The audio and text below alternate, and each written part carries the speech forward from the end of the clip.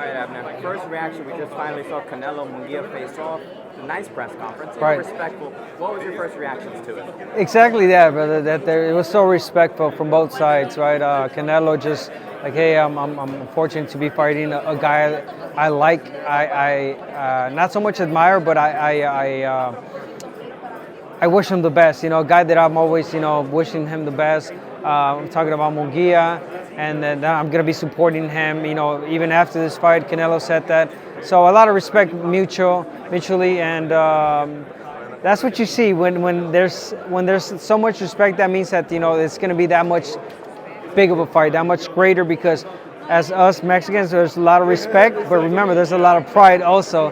And when pride kicks in, once they fight, it's going to be a banger. It's going to be one of them fights that is going to go down, perhaps in history, because of they won exactly what people want to see, which is a great fight and a great atmosphere. And speaking of atmosphere, obviously this is a huge fight for Mexicans, Yes. Americans, but for everyone who isn't Mexican, can you explain to them how big is this fight? I don't think people realize how big it is for them. Yeah, people don't realize that we haven't had a Mexican against Mexican fight in a very long time. And I know they were putting in perspective, like back in the days, when Barrera fought Morales, when Abner Mares fought Leo Santa Cruz, those type of fights, And now you're seeing Canelo Alvarez against Jaime Munguía. Yeah, I know a lot of people are not giving Munguía,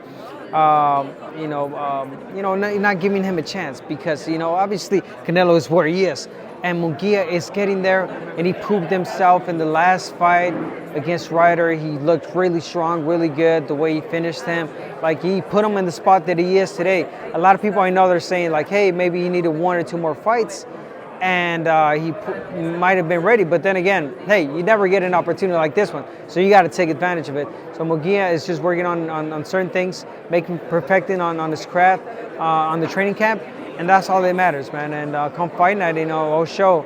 Canelo, obviously, he's there, he's proven.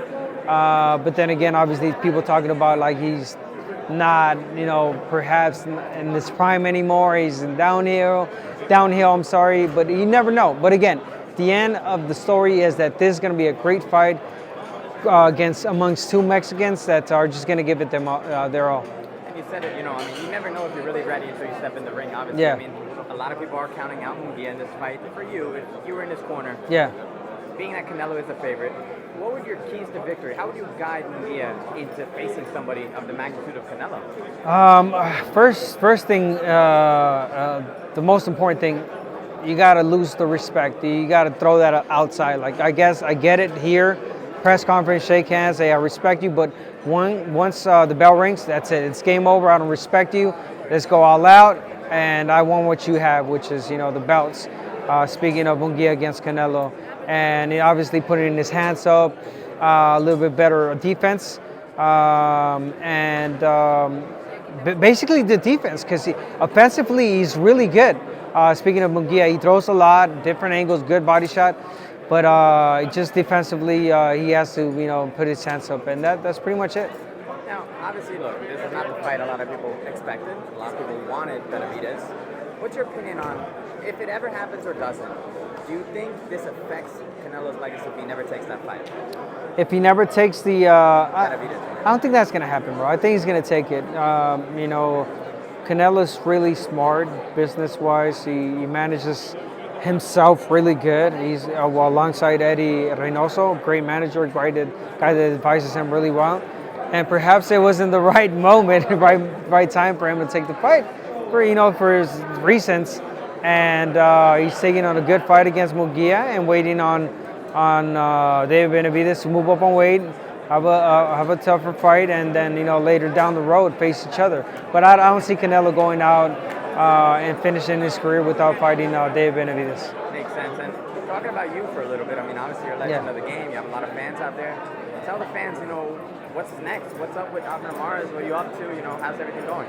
It's going great, man. I'm a family man. Man, I'm old now. My daughter's turning 18 soon, brother. Never saw that. It's crazy, man. You got to be talking about college now. As far as work, you'll be seeing me on Amazon Prime calling the fights. That's fantastic. Well, we're looking forward to it. Thank you so much. Thank you.